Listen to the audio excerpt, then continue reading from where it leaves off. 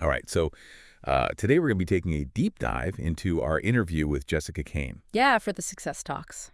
Um, it was so interesting It really was. to hear from her, especially like Yeah. considering her kind of unique path to becoming an interior designer. Yeah. 15 years Yeah. in luxury fashion, wholesale. I know. It's Who not would have thought? it's not the usual path you think of, right? Not at all.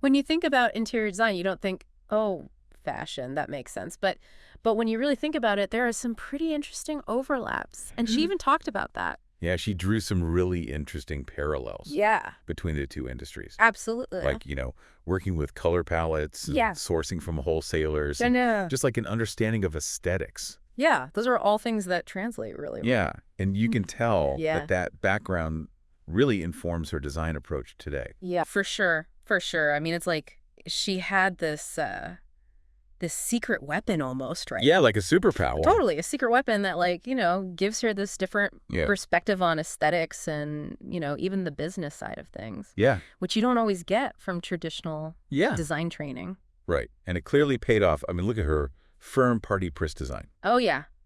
Doing incredibly well. Yeah. 3 years, no slow period. I know, isn't that amazing? That's incredible. It's amazing. And to think it all started because Yeah.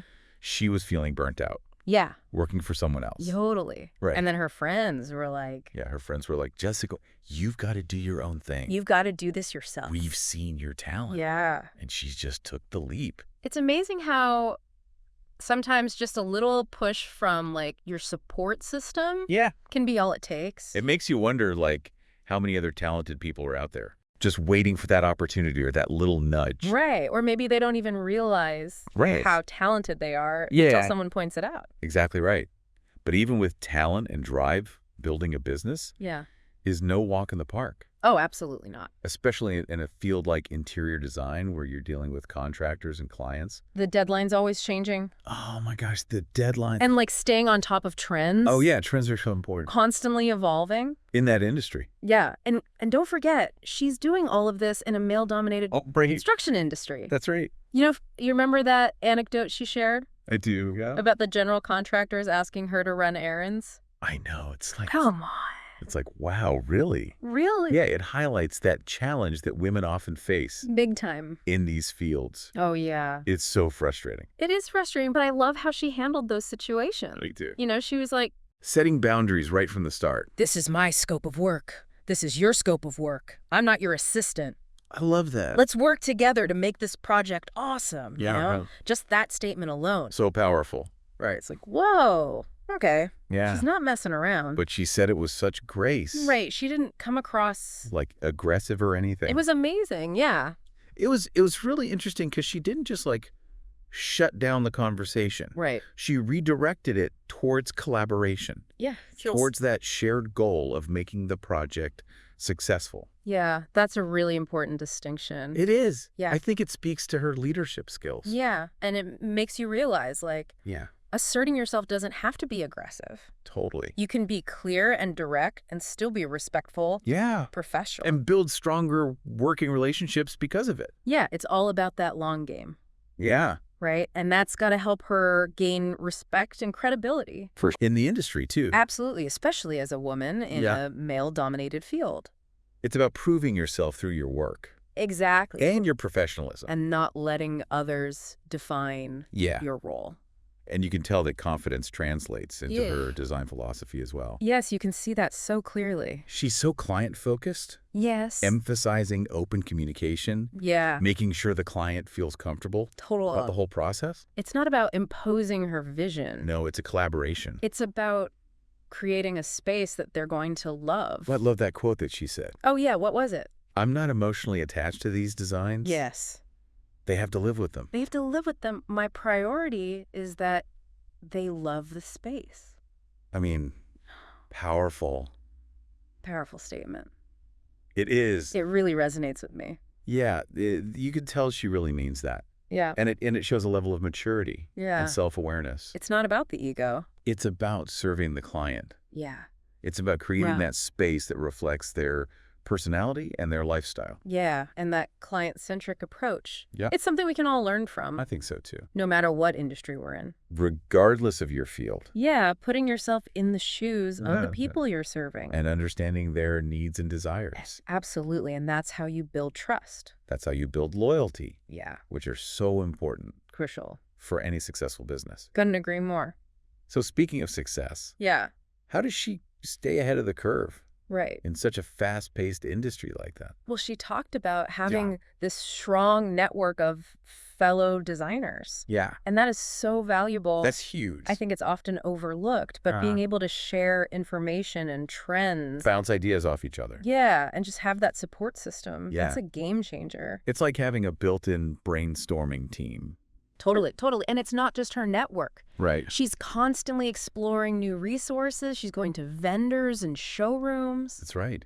She talked about going to vintage furniture stores, too, Oh. just to get inspiration and stay informed Oh, yeah. about all the latest innovations. That constant learning Yeah. sets apart. The successful I entrepreneurs. think so. It's not just about keeping up with trends. It's about understanding the why behind the trends. Yes, exactly. What are the underlying needs? Yeah. The desires that are driving them. Yes, and that's what allows her to anticipate Yeah. what's next and stay ahead of the curve. For sure, for sure. And I think that leads us into a really important point about like the evolving role of women in interior design. Yes. She seems to be a strong advocate for women supporting women in the industry. Oh, absolutely she is. She talked about how coming from an all-women's college Yeah. really shaped her belief in that, Yeah. the power of female collaboration. She walks the walk, too.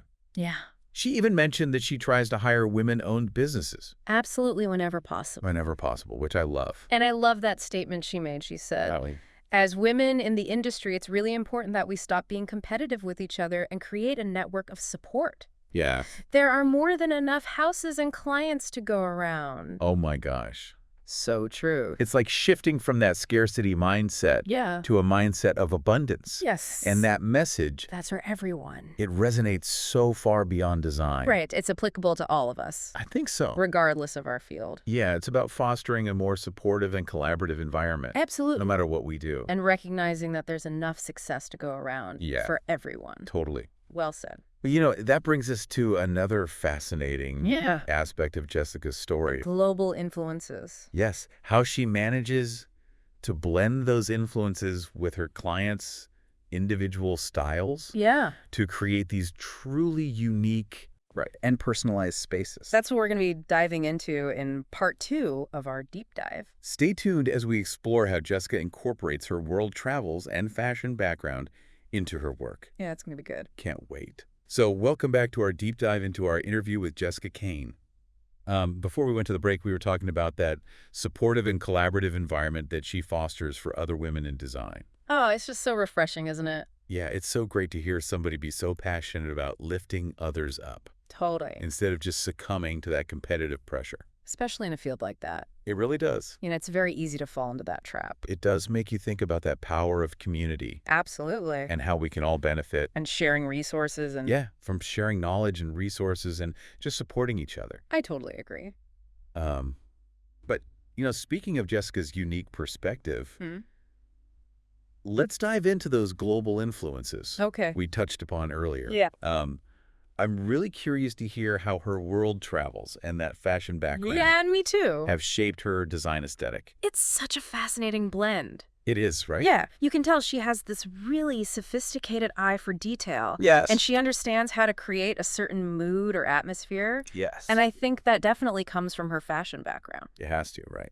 Yeah, and then she also brings in these elements from her travels. Yeah. So she's adding these layers of texture and cultural influences. It's like she's able to translate those experiences Totally into tangible design elements. amazing. So you get these spaces that feel both worldly and personal.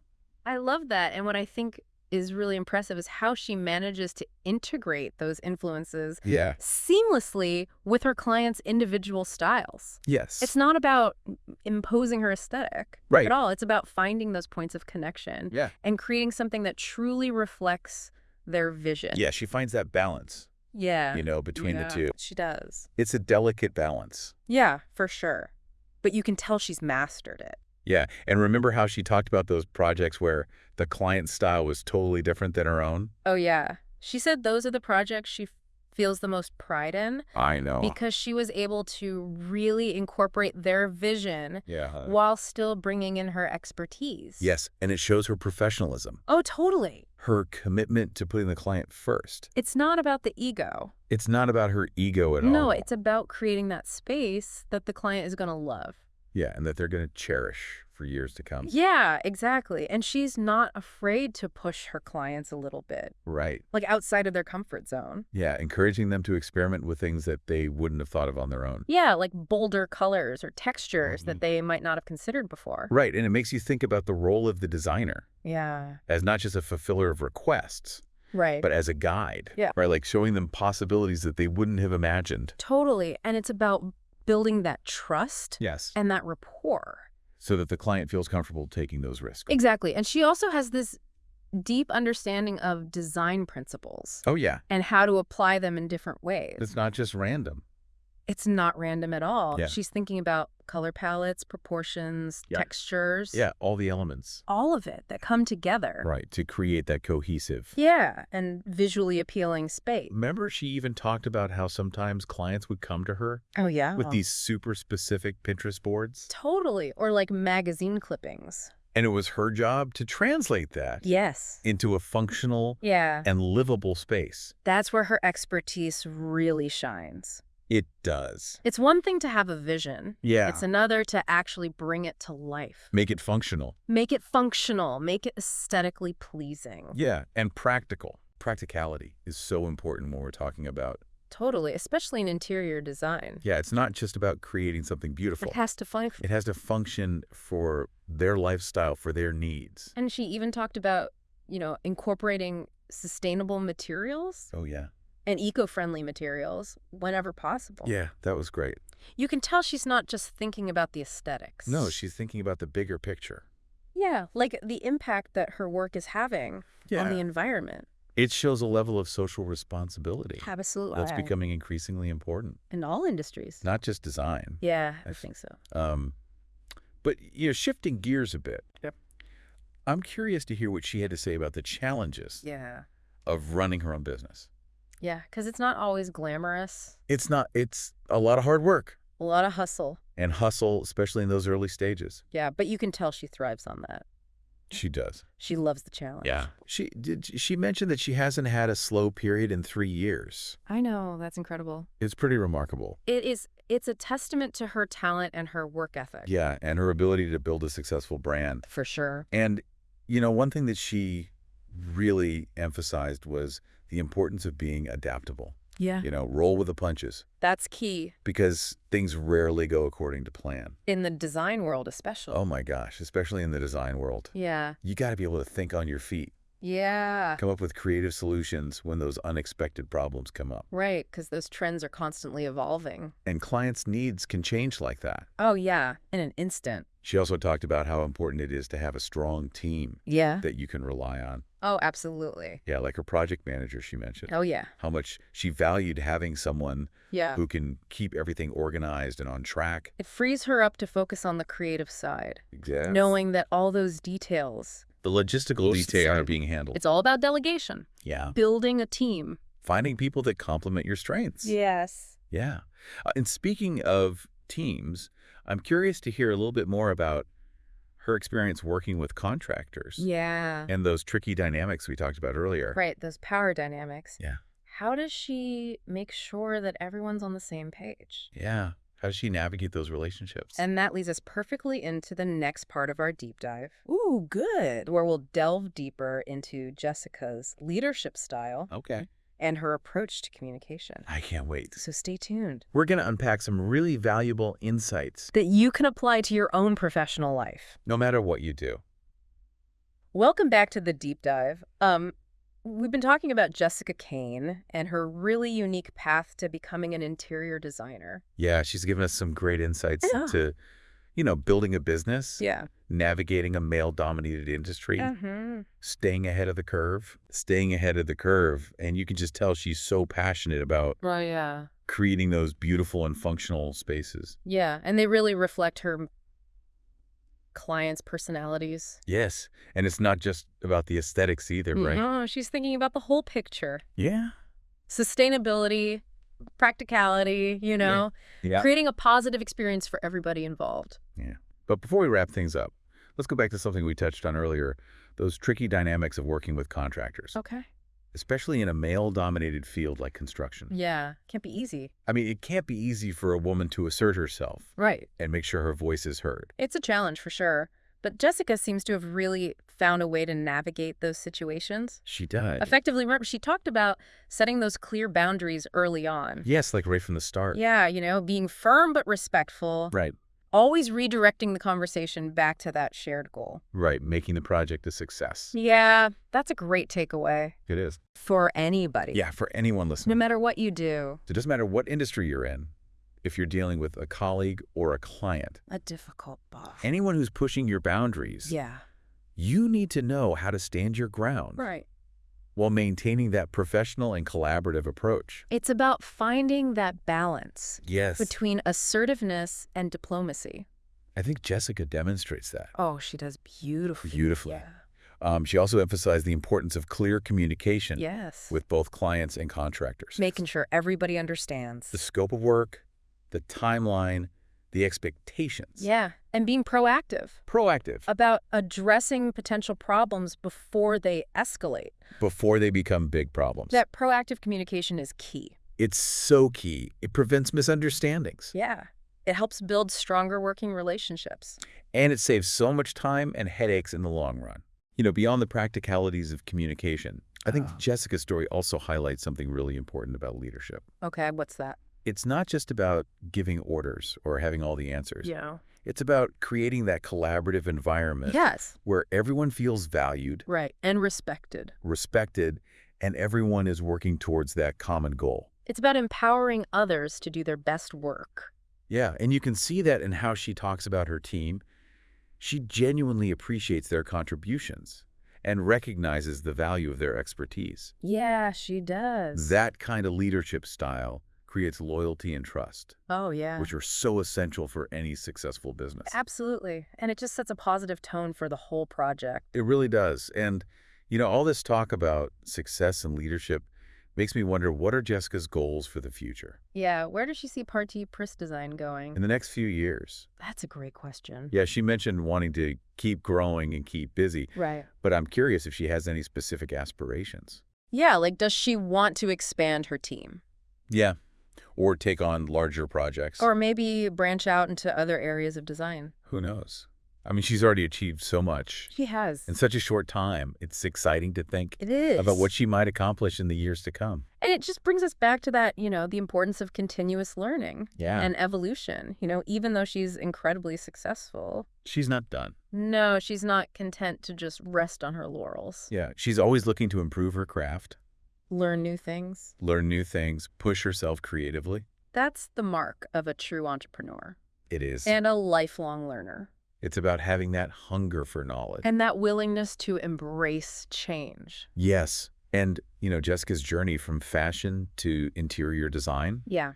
from employee to business owner, It's inspiring. it really underscores the power of following your passion and taking risks Yeah, being open to new possibilities. and having the courage to step outside of your comfort zone. And having that support system around you Surrounding yourself with people who believe in you.